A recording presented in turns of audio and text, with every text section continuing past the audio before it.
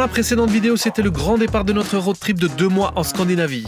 Malgré une fracture de la clavicule, on prenait la route direction la pointe nord du Danemark, à bord d'un des 4 véhicules que nous avions pu tester grâce à notre partenaire Eno Caravaning. Petit arrêt dans un magasin de musique parce que oui, on a envie d'avoir un piano dans le camping-car. Ensuite, on se posait sur un top spot au Danemark avant d'arriver au port d'Hirtshals pour prendre le ferry direction la Norvège. Waouh, le soleil norvégien. Alors celui-là, on n'attendait pas du tout. Mais qu'est-ce que ça fait du bien, surtout d'être arrivé après 4 heures d'une traversée franchement pas évidente. Le ferry tanguait énormément, il y avait beaucoup de monde, mais bon, finalement, ça s'est quand même plus ou moins bien passé. Et on est très heureux d'être arrivé sur le sol norvégien. Alors, j'allais dire on a atterri, mais non, nous avons amarré à Kristiansand. On ne visitera pas le centre de la ville, mais par contre évidemment les abords sont très industriels parce que c'est normal, hein, c'est un port. Donc on va d'abord, la première chose à faire c'est de mettre de l'eau et de vider nos eaux. Vincent a repéré une station essence où on va pouvoir le faire. On va remettre aussi quand même un peu de carburant. Vincent s'était renseigné, il avait vu que le carburant était au même prix en Norvège qu'au Danemark. On verra s'il avait raison ou pas. J'ai toujours raison. Et puis on va rouler un peu, pas trop, parce que là, on a juste qu'une envie, c'est de se poser, de se reposer et de profiter. Et de chercher la première cascade. Ah non! N'oubliez pas, passion cascade. Oh non, il va pas nous casser les pieds avec cette cascade, celui-là. Ah oui, il y en a une là. Ah ben voilà. Où ça? Il y a une cascade? Il est cinglé. Ah là, il y a une cascade! Une mini cascade! Je veux de la grosse cascade avec 5000 litres à la seconde. Un truc bien puissant là. Bon ben pour l'instant on va à la pompe à essence. Bon, premier arrêt ici en Norvège pour faire le plein d'eau et vider les eaux grises. Et petite info méga importante, alors je sais pas si vous voyez, voilà, ben, l'eau c'est comme le reste en Europe, c'est de l'eau tout simplement, avec un robinet. Je vais vous montrer le robinet, regardez il est là, voilà. C'est les mêmes robinets, donc il n'y a pas d'adaptateur norvégien à acheter. Et ici, en plus, ce qui est bien, c'est que l'adaptateur, il est déjà dessus. Alors que dans d'autres pays, eh ben, l'adaptateur, il n'est pas. Donc déjà, un point en plus pour la Norvège.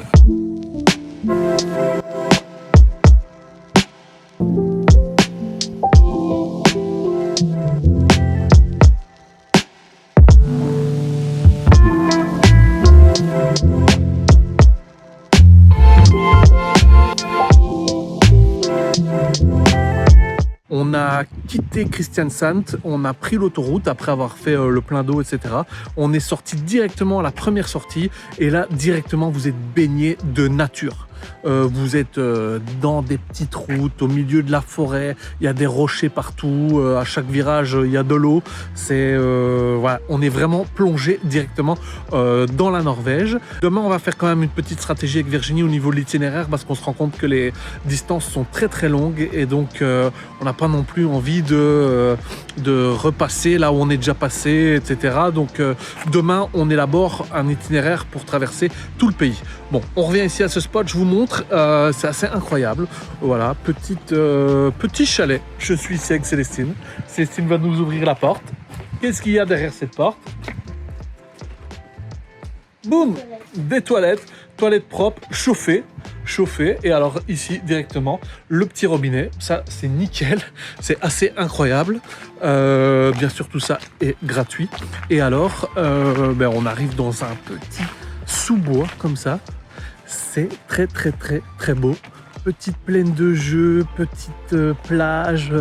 On est en bord. Alors, est-ce que c'est le lac? Est-ce que c'est la mer? Je ne sais pas encore vous dire parce qu'ici, il y a tellement d'eau. On ne sait pas si c'est en milieu fermé ou c'est l'eau de la mer. Mais voilà, on retrouve ici une petite plage avec le banc. Et puis, look at this!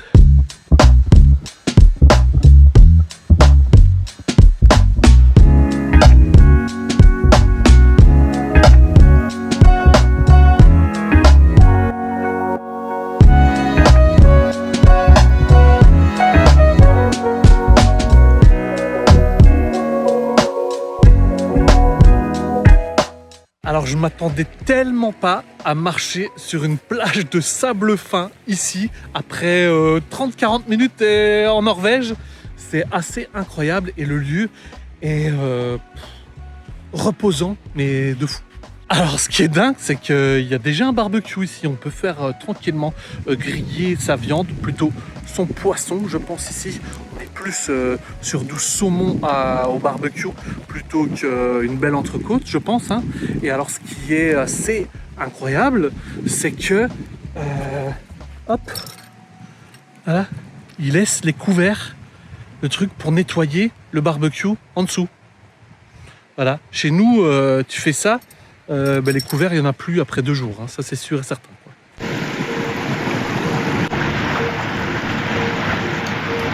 Alors je sais pas si vous voyez toutes ces petites maisons rouges là, mais c'est pas des habitations, ce sont des garages à bateaux. Donc en fait ils garent tranquillement leur bateau là-dedans. C'est un petit abri au-dessus de l'eau, comme ça au moins quand ils reprennent leur bateau, ils sont au sec. Alors ici il commence un peu à pluviner, donc je vais rentrer au camping-car. On va faire une petite sieste tranquillou et j'ai vraiment très hâte de découvrir la Norvège et je pense que ça va être un gros coup de cœur. Bon, ça fait à peine 2 heures qu'on est en Norvège. On s'était posé sur ce chouette petit spot pour se reposer un petit peu.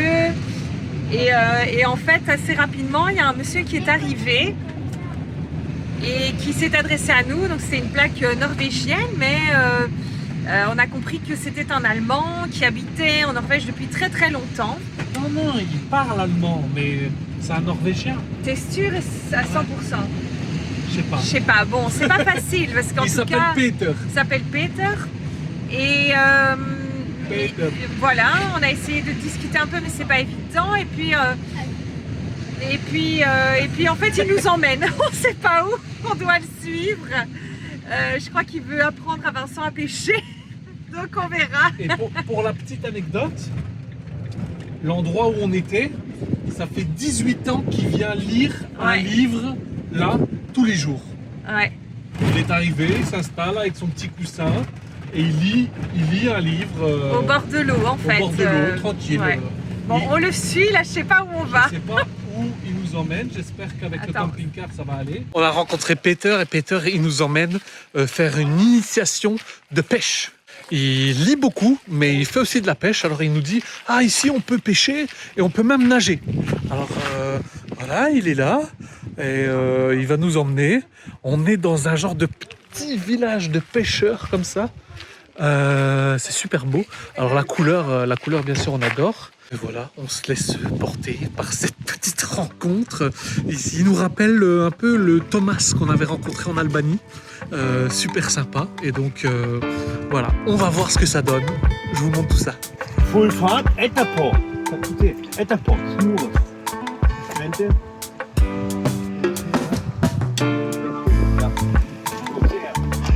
Recule. Se. Zack. Und noch full fart. Krantje, Kennelwillen, Fisk, Lachs. Lachs. Lachs. Ikke gut. Nein. Non, c'est pas bon. Nein. Peter, hjælpe dig. Der kan du hjælpe. Hej. Bon, bien sûr, quand on achète une canne à pêche en Belgique, elle ne convient pas pour la Norvège. Peter va donc me donner un leurre adapté avec lequel on va pouvoir pêcher. Non. Welche? Hier?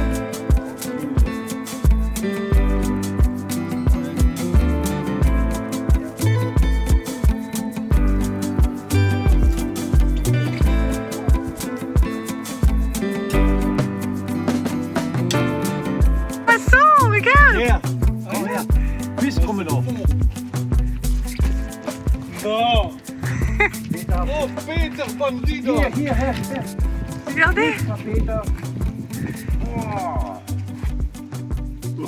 Ah, Fisk. Peter har fisk. fisk. Vente nu.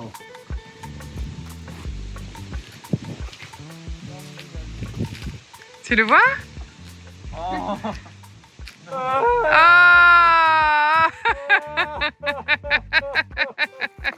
cette première rencontre avec Peter, bien, peut-être qu'on avait des a priori, des préjugés sur les Norvégiens parce qu'on avait peut-être entendu certaines choses sur le fait qu'ils puissent être un peu froids. Eh bien, là, ça a tout cassé, forcément. C'est complètement l'inverse. On est sous le charme et je suis sûre et certaine que dans les semaines à venir, eh bien, de ce fait-là, on va être plus ouvert et on n'aura pas peur non plus des rencontres. Même si on ne parle pas la même langue, il y a toujours moyen de se débrouiller, d'apprendre à se comprendre et de passer du temps ensemble. C'est absolument magique. Et forcément, Vincent a déjà offert une Orval, une bonne bière belge à Peter pour le remercier. Virginie, on dit pas une Orval, on dit un Orval. D'accord? C'est bien compris? Allez, première et dernière fois. Hein. Et puis voilà, on savoure ces moments, ces tout premiers moments ici en Norvège. En plus, on a du soleil avec nous, c'est voilà, juste magique et ça augure vraiment de très très bons moments ici.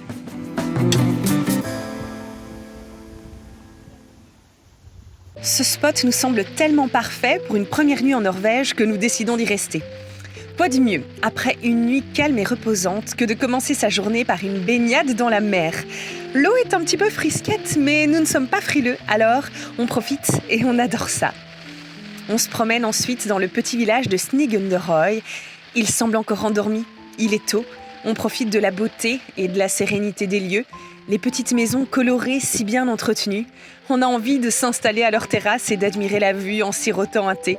On se dit qu'on se poserait bien ici pour toujours, que la vie doit y être douce et paisible.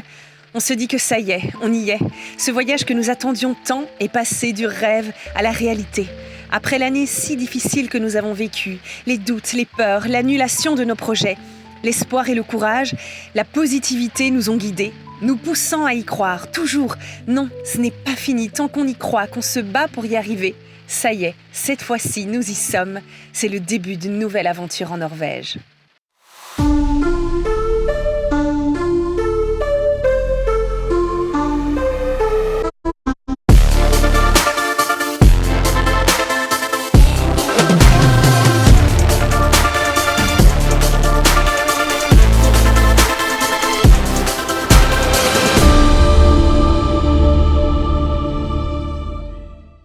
Hello les amis, on entame notre deuxième jour ici en Norvège. On a quitté notre premier spot idyllique où on avait eu une petite aventure de pêche là, c'était vraiment extra.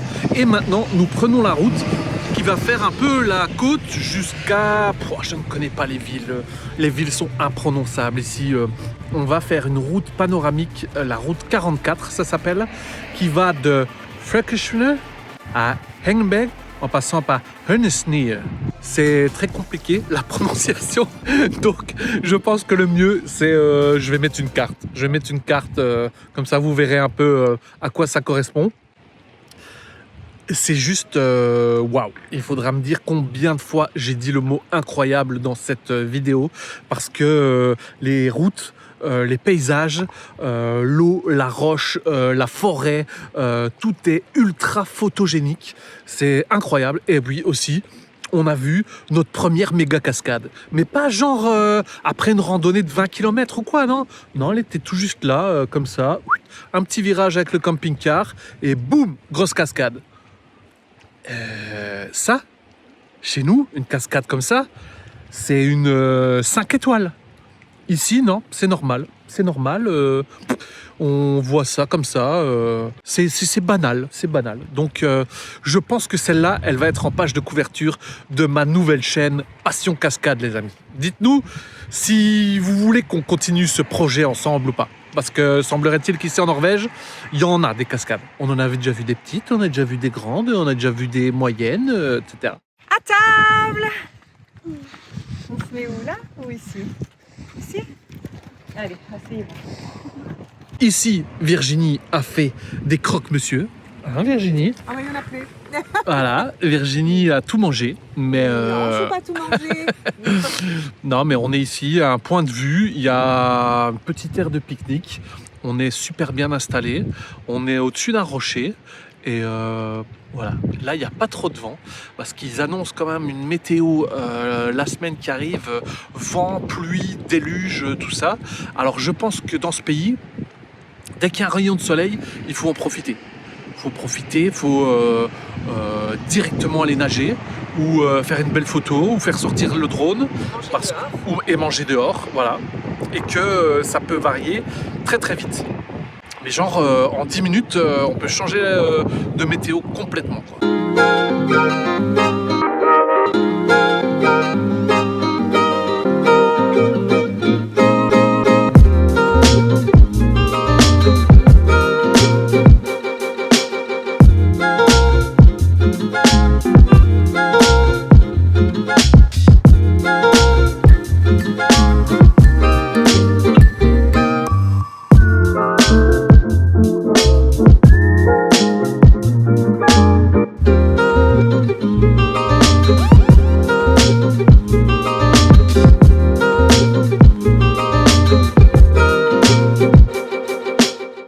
Virginie me faisait remarquer que je ne la filme jamais et que pourtant, même sur les routes norvégiennes, elle conduit avec aisance. Alors voilà, on fait cette petite séquence rien que pour Virginie. Bon là c'est une ligne droite, c'est facile. Mais on vient de se taper une épingle. Ça va, ça gère, il y a encore beaucoup d'à-coups. Voilà, oh, ben là voilà, elle freine. Voilà. Et puis, oh, elle accélère. Non, mais c'est pas si facile d'atteindre mon niveau d'excellence en conduite, hein, Virginie. Tu le sais bien. Mais attends, j'ai déjà au moins 55 000 km d'expérience de conduite à bord d'un camping-car. Ah, bah, c'est pas la quantité qui compte. C'est pas la quantité qui compte. Ok. C'est la qualité alors. Ouais. Oh là là, Attendez, je vais vous montrer la route là. Je vais vous montrer la route. Les routes norvégiennes sont plutôt belles. Et regardez, elles sont bien plates. Ah, là, il va y avoir un petit conflit avec un van. Mais comme c'est une belle épingle, voilà. Voilà. Virginie qui braque. Dis-moi. Non, quand même pas faire ma maline.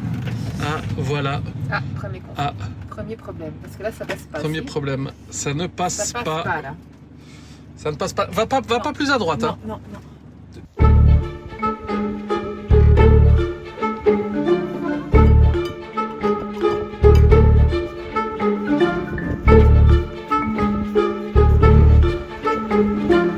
Hello les amis, c'est toujours le deuxième jour ici en Norvège.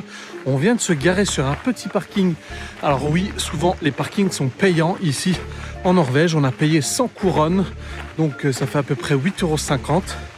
Et on s'en va faire une randonnée un peu spéciale. Ici en Norvège, c'est vrai qu'il y a des randonnées stars, on va dire ça. Preikestolen, Trolltunga et tout ça. Et puis il y en a d'autres qui sont un peu moins connus. Et nous, on va faire une randonnée un peu spéciale. Alors aujourd'hui,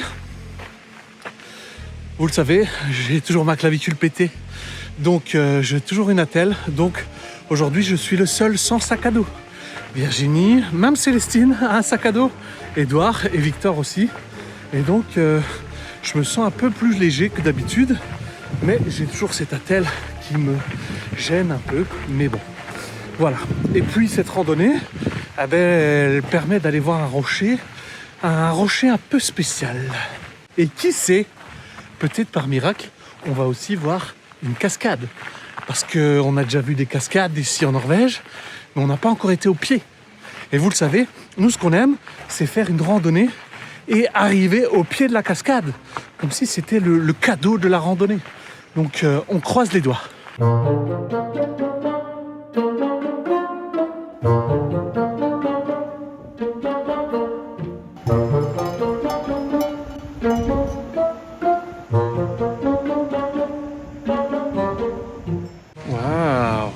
Raconte un peu Célestine, qu'est-ce que tu as en main? Un appareil photo. Ah, tu fais tes photos toi-même alors? Ouais. Et il va bien? Oui. T'as déjà fait quoi comme photo? Bah là j'ai fait des photos du pont là-bas, Ouais. des énormes pierres et tout. Ah, je vais les montrer à la vidéo, je peux les montrer à la vidéo? Oui. Oui? Et les gens vont te dire, oh, quelle belle photo, ou peut-être il y a des choses à améliorer. Oui. T'aimerais bien qu'on mette ta photo à la vidéo? Allez, super. Oui. Bon, vous nous dites en commentaire ce que vous avez pensé des 2 photos de Célestine. D'accord?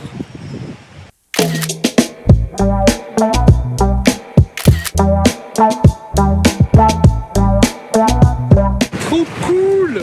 En allant au fameux rocher, eh bien, on passe devant une cascade. Et là, j'ai mis l'arrière-plan un peu trop flou. Attendez, je vais me retourner, je vous montre tout ça, mais en net, quoi. Vraiment tip-top, bien net.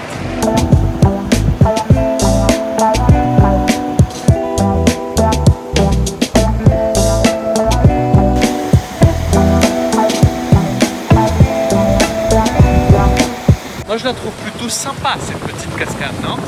Je sais pas ce que vous en pensez. On va mettre quelques petits critères à propos des cascades. Largeur, hauteur, débit, etc. On va y arriver, ce fameux site passioncascade.be. On va y arriver.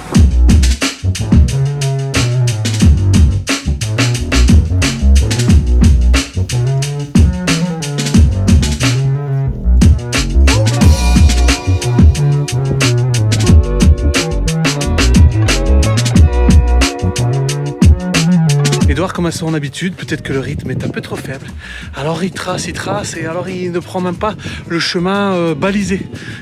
C'est le mec qui va aller sur les rochers, sur le chemin alternatif, qui n'a peut-être aucune notion du risque.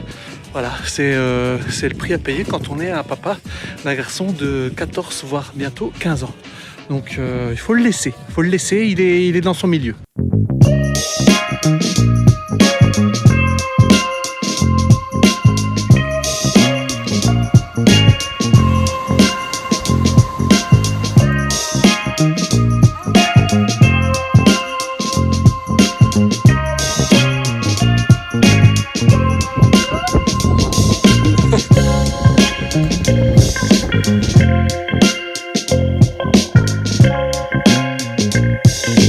Bon les amis, on arrive au point d'orgue de cette randonnée. Vous allez pouvoir parler norvégien, en tout cas des bases. Trollspiken, trolls, bon je pense que là il n'y a pas trop de problème. Troll, mais piken, qu'est-ce que ça veut dire piken? Eh ben je vous laisse faire vos petites déductions vous-même. Attention, je vais me retourner, il est tout juste là, alors je sais pas à quoi ça vous fait penser, mais voilà, c'est ça, un trollspiken. En belge on appelle ça un sgeek, le sgeek du troll, le troll sgeek. Tout le monde est ici dans cette région pour voir ce fameux caillou. Alors on a de la chance aujourd'hui, il n'y a pas grand monde, mais on peut vous dire que sur les sentiers de randonnée, on voit quand même pas mal de semelles, et donc à mon avis ça doit être bien embouteillé peut-être, je ne sais pas comment ce qu'on dit quand c'est avec des piétons, mais voilà, en tout cas il est là, je vais vous le montrer de plus près, c'est assez marrant. C'est assez marrant, faut le dire, et puis ça donne un bon prétexte pour faire une belle randonnée. Là on a fait quoi? On a déjà fait 3 km, alors ça monte quand même plutôt bien. Difficulté moyenne, prendre des bonnes chaussures bien sûr, suivre le rang, suivre le balisage bleu, et puis on y arrive sans trop de difficultés. Même Célestine y est arrivée. Bon, Célestine a quand même un peu d'expérience en randonnée, hein, je vais pas dire ça, mais voilà, donc randonnée plutôt familiale, avec ceci au milieu. Vous voyez ce que vous voulez, vous traduisez comme vous voulez, mais semblerait-il qu'en norvégien, ça veut dire sgeg. Alors peut-être que sgeg, ça vient du norvégien en fait. On sait pas. On sait pas. Sgeg, sgug, avec un O barré. Je sais pas. En tout cas, nous, ça nous fait super bien marrer. Vous savez, on aime l'humour bien belge. Donc voilà, je vous montre ça de plus près. Attention les amis, vous êtes prêts? Ta-ta-ta-tam. Tadam!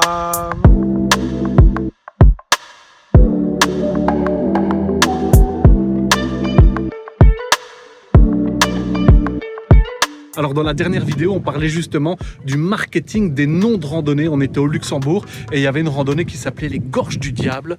Et bien sûr, ça attire. Quand vous voyez ça, vous dites j'ai trop envie d'aller. Et puis on se posait la question, est-ce que vraiment ça vaut la peine? Dans ce cas-ci, oui, ça valait vraiment la peine. Si vous êtes au Luxembourg ou si vous n'avez pas vu la dernière vidéo, allez la voir. Et puis ici, le mec qui s'est dit tranquillement, il y a un petit rocher qui va vers le haut. Je vais l'appeler Trollspiken. Ça va enflammer la toile. Je vais mettre un petit parking en bas sans couronne norvégienne pour les 24 heures. À mon avis, ce rocher, il a déjà dû lui rapporter quand même pas mal. Il faut le dire, c'est un véritable coup de maître au niveau du marketing du nom de cette randonnée. Bon, bien sûr, tout le monde n'a les yeux rivés que sur ce rocher, mais franchement, le paysage à 360, il faut quand même le préciser, c'est du chef-d'œuvre.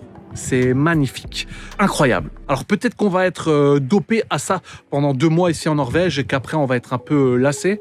Mais là, 2e jour, je peux vous dire que les yeux, ils sont bien grands ouverts et on est ici seul au monde.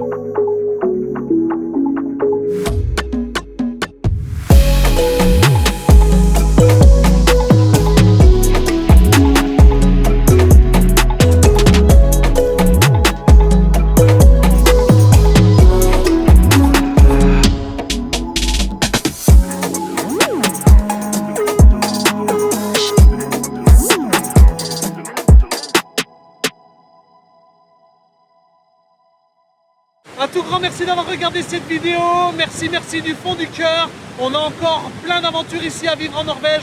On kiffe notre vie, il y a des cascades partout. Et on vient de passer la barre mythique des 10 000 abonnés, les amis. Merci beaucoup. Sans vous, ça n'aurait pas été possible. Donc on a encore une belle année à vivre ensemble. Tout d'abord la Norvège et puis il y a un autre grand projet qui va arriver. Et puis suivez-nous sur YouTube. Et aussi sur nos réseaux sociaux, sur Instagram, sur Facebook, via notre site internet. Envoyez-nous des messages, envoyez-nous des bonnes ondes, des belles photos.